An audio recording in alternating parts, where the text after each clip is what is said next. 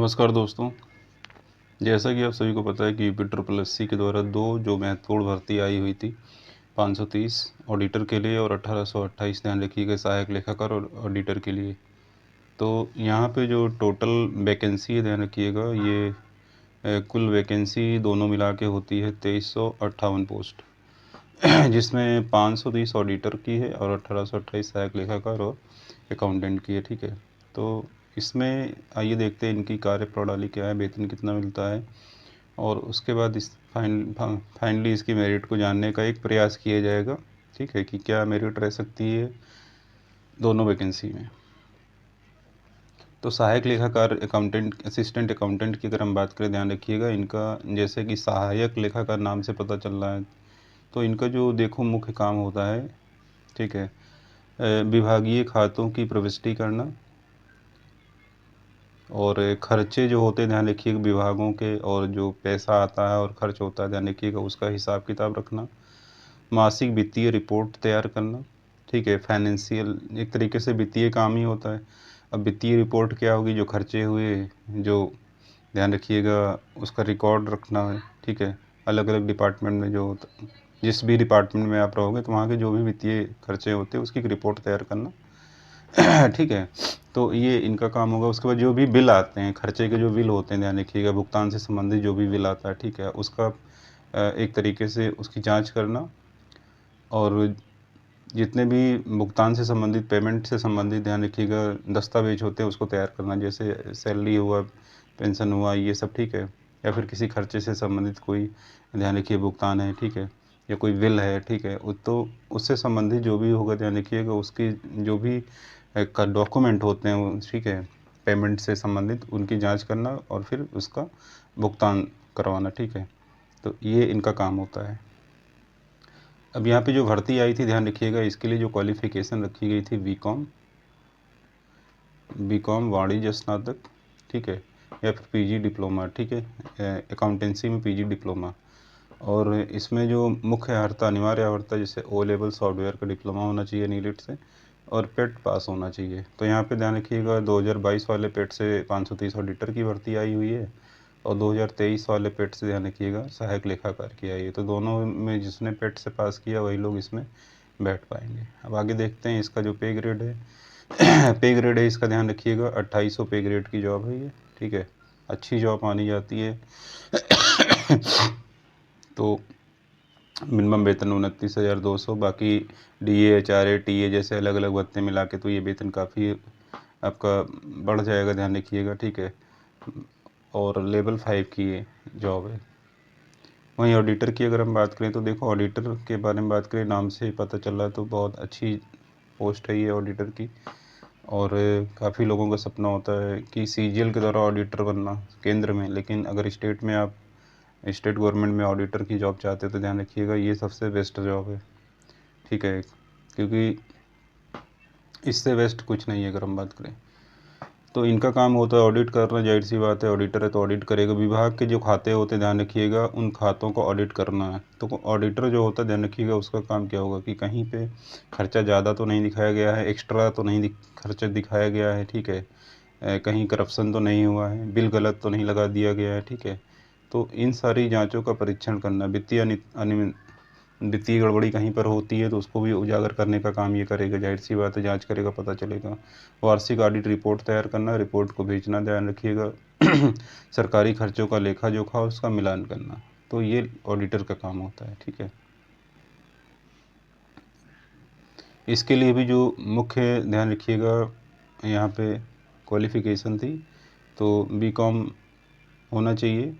ठीक है, उसके बाद पेट पास करना अनिवार्य था इसमें भी, और ओ लेवल सॉफ्टवेयर का डिप्लोमा जो कि नीलिट से मांगा गया है। ठीक है, और यहाँ पे क्लियर कर दिया जाए समकक्षता का कोई वर्णन नहीं दिया गया है, ना ही डिप्लोमा कंप्यूटर डिप्लोमा से संबंधित, ना ही ग्रेजुएशन से संबंधित। तो यहाँ पे पहली बात तो कंप्यूटर में अदर डिप्लोमा वाले बिल्कुल नहीं लिए जाएंगे, अपने दिमाग से निकाल दें, और अगर तैयारी कर रहे हैं तो ओ लेवल कर लें ताकि आने वाली वैकेंसी में आपको मौका मिले। इसकी भी अगर हम बात करें पे ग्रेड तो 2800 पे ग्रेड की भी जॉब है, लेवल 5। ठीक है, चयन प्रक्रिया आपको पता ही है, आप सभी ने पेट दिया था, इसमें भी पेट लिया गया था 2022 वाला पेट। और इसके बाद अगर जो फ्यूचर में तैयारी कर रहे हैं तो उन्हें पेट देना पड़ेगा 2025 वाला, ध्यान रखिएगा, ठीक है। तो इसके बाद मुख्य परीक्षा आपको पता ऑब्जेक्टिव टाइप का पेपर हुआ था। इसके बाद document verification, final merit list इसके बाद तैयार की जाएगी, ठीक है। और 1828 और 530 की अगर बात करें तो सबसे पहले 530 पूरी की जाएगी ताकि ज़्यादा से ज़्यादा बच्चों को मौका मिले यहाँ पे, ठीक। अब उत्तर प्रदेश के विभिन्न विभाग जो हैं ध्यान रखिएगा, वहाँ पे आपको नौकरी करने का अवसर मिलेगा, जैसे वित्त विभाग, लेखा विभाग, लोक निर्माण विभाग, ठीक है, ग्राम पंचायत, और ये जो अलग अलग विभाग हैं ध्यान रखिएगा, वहाँ पे नौकरी मिलेगी। नगर निकाय, जिला कार्यालय और विकास प्राधिकरण में आपकी पोस्टिंग होगी। अब यहाँ पे थोड़ा सा कंपेयर अगर कर लें दोनों भर्ती में, तो देखो सहायक लेखाकार और ऑडिटर, तो पहला जो मुख्य कार्य है सहायक लेखाकार का सरकारी विभागों के खातों का रख रखाव, रसीद बिल तैयार करना। ऑडिटर का मुख्य काम है खातों की जांच करना, गड़बड़ी की पहचान करना, ये इनका मेन काम है। रिपोर्टिंग किसको करता है, विभागीय वरिष्ठ लेखाधिकारी या लेखाधिकारी को ये रिपोर्ट करता है सहायक लेखाकार। ऑडिटर किसको रिपोर्ट करता है, ऑडिट अधिकारी या वरिष्ठ ऑडिटर को ये रिपोर्ट करता है, मतलब आपके जो सीनियर होंगे, ठीक है। इनकी प्रवृत्ति क्या होती है, कार्य की नेचर क्या होता है, दैनिक लेखा जोखा का काम, नियमित डेटा एंट्री और रिकॉर्ड, लिए सहायक लेखाकार का है। ऑडिटर में विश्लेषणात्मक कार्य है, त्रुटि और भ्रष्टाचार की खोज करना रहेगा आपको, ठीक है। और ऑडिटर में जाना भी पड़ेगा जांच करने के लिए, जाहिर सी बात है, ठीक है। तो ये भी इसमें होता है। बट और सहायक लेखाकार में आप ऑफिस में रहोगे, ऑफिशियल जॉब है लेकिन ऑडिटर में विजिट करना पड़ता है। सहायक लेखाकार का जो लक्ष्य है ध्यान रखिए, खातों का सही संधारण और प्रक्रिया, मतलब खातों में कोई गड़बड़ी ना हो। लेकिन ऑडिटर का क्या होता है कि उसी खाते की सत्यता की जांच करना और ऑडिट रिपोर्ट बनाना, ये ऑडिटर का काम होता है। मतलब इसमें कुछ सॉफ्टवेयर टूल्स वगैरह जो यूज किए जाते हैं, ये कि कंप्यूटर आप सीखें तो उस पर काम करना पड़ सकता है, जैसे टैली, एक्सेल विभाग के सॉफ्टवेयर होते हैं, इस पर आपको काम करना पड़ेगा। और ऑडिट सॉफ्टवेयर टूल्स, दस्तावेज विश्लेषण, ये सब आपका ऑडिटर में रहेगा, ठीक है। तो ये अपना अलग अलग है। स्वतंत्रता यहाँ पे होती है, अगर आप स्वतंत्रता की बात करें तो एक प्रक्रिया से जुड़ा काम होता है, सीमित होती स्वतंत्रता, भाई आप ऑफिस में रहोगे काम करना ही पड़ेगा। और ऑडिटर में अधिक स्वतंत्र रूप से रिपोर्ट, मतलब यहाँ पे स्वतंत्रता की बात की जाए तो आप ही रिपोर्ट बनाओगे, ऑडिट रिपोर्ट, जाहिर सी बात है। तो आपको बिना प्रेशर के, किसी के दबाव के बिना स्वतंत्र रूप से जो सही है उसकी एक रिपोर्ट बनानी पड़ेगी, गलत रिपोर्ट भी नहीं बनानी पड़ेगी, ये भी ध्यान रखिएगा, ठीक है। बहुत लोग क्या करते हैं, इस तरीके से करप्शन में फंसते हैं और फिर नौकरी चली जाती। सहायक लेखाकार में भी बहुत लोगों की गई है इस तरीके से, तो इन सब से तो बिल्कुल दूर रहना है। दायित्व की अगर हम बात करें, खर्च और प्राप्तियों की एंट्री करना, बजट के अनुसार भुगतान करना, खातों की समीक्षा करके विसंगति उजागर करना, ये इनका दायित्व होता है।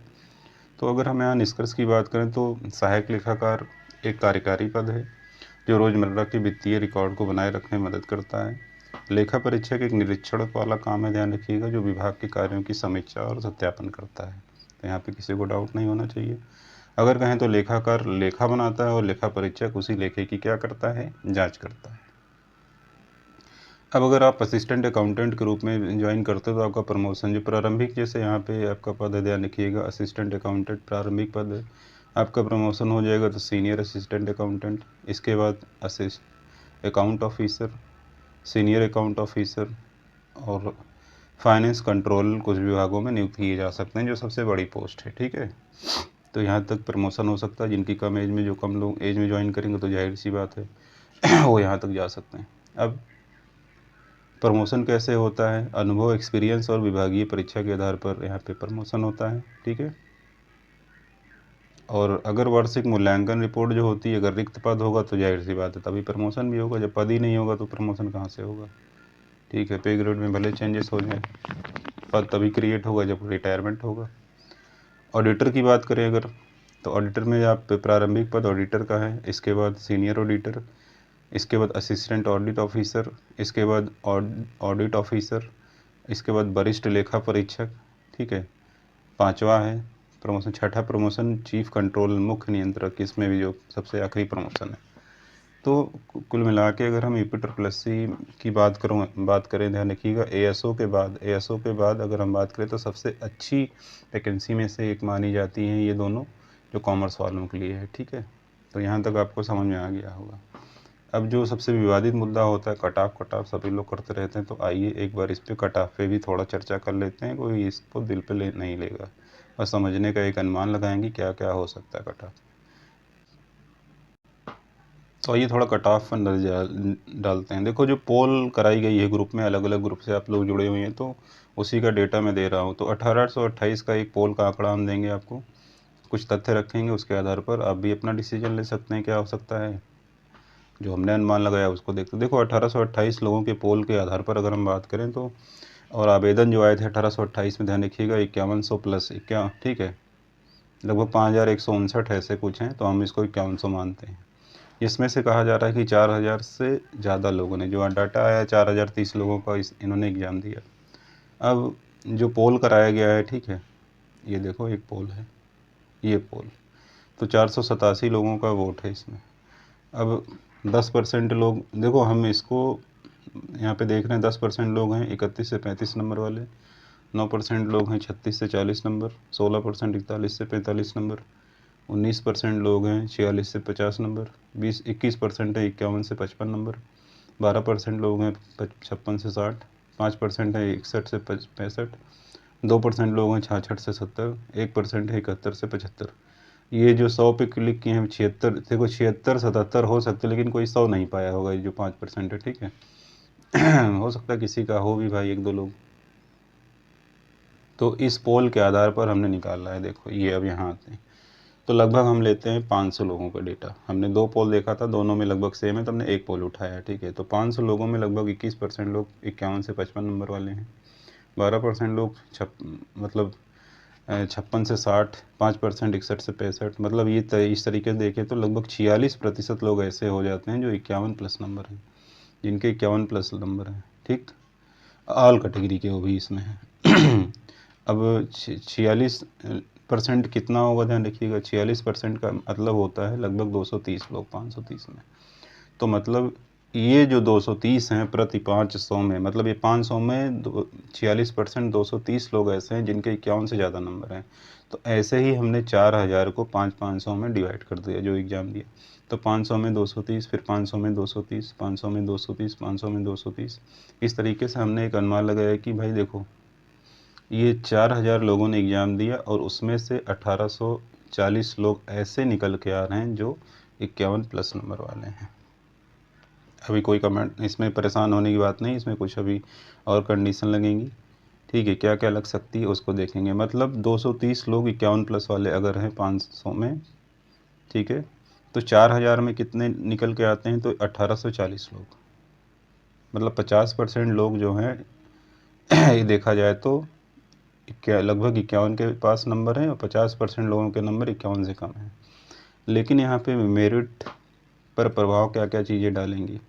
पहली बात तो देखो यहाँ पे मेरिट पर क्या क्या चीज़ें प्रभाव डाल सकती हैं, ठीक है। इसको थोड़ा सा जूम करते हैं, कैसे इसमें कम होगी। कंडीशन पहली है कि 530 अगर पहले हो जाए तो 530 कम हो जाएंगे, मतलब 530 1840 में, ध्यान रखिएगा 530, या अगर हम बात करें तो लगभग ये बढ़ती नहीं क्रिएट हो जाएगी 18, ठीक है, मतलब सीट कम हो, ये लोग चले जाएंगे टॉप वाले, तो मेरिट कम होगी। ओ लेवल फर्जी लोग हैं काफ़ी निकलेंगे, लगभग 300 से 400 लोग डीबी में नहीं जाएंगे, 100% ध्यान रखिएगा। एएसओ में भी ऐसे हुआ था, 2200 कुछ लोगों को बुलाया गया था, 1800 लोग पहुंचे थे और इसमें भी नहीं जाएंगे। क्योंकि क्यों नहीं जाएंगे उसका रीज़न है, कुछ लोग बैंक पीओ, क्योंकि नेशनलाइज बैंक पीओ और ग्रामीण बैंक दोनों का रिजल्ट आ चुका है, सीजीएल का रिजल्ट आ चुका है, जो यहाँ जाएगा वो क्यों जाएगा भाई, ठीक है। तो और अगर हाई कोर्ट का रिजल्ट आ जाता है ग्रुप सी वाला, तो हाई कोर्ट अपने आप में जाहिर सी बात है सम्मानित पद है, कोर्ट में रहते हो आप, बहुत सारे शोर सिफारिश कोर्ट में चलती है, वहाँ हर कोई जाना चाहता है, तो जाहिर सी बात है वहाँ वाला यहाँ नहीं आएगा। इन सभी को शर्तों को अगर हम लागू करते हैं तो ध्यान रखिएगा 1828 में 51 नंबर जो हमने बताया, ध्यान रखिएगा इसमें 5 नंबर और माइनस करते हैं, 46 में प्लस या -2 ये फाइनल कट ऑफ हो सकती है, देख लेना। ये चाहे इसका स्क्रीनशॉट ले लो आप लोग, चाहे जो भी कर लो। 46 में अगर 2 माइनस करोगे तो ये आ जाएगा 44, या 2 बढ़ती है तो 48, ठीक है। और हम यहाँ पे बात करना चाहेंगे, ये कट ऑफ आपकी फ़ाइनल है, ठीक है। इससे भी कम जा सकती है अगर सही लोग नहीं मिले, उचित कैंडिडेट नहीं मिले, तो इससे भी कम जा सकती है, ठीक है।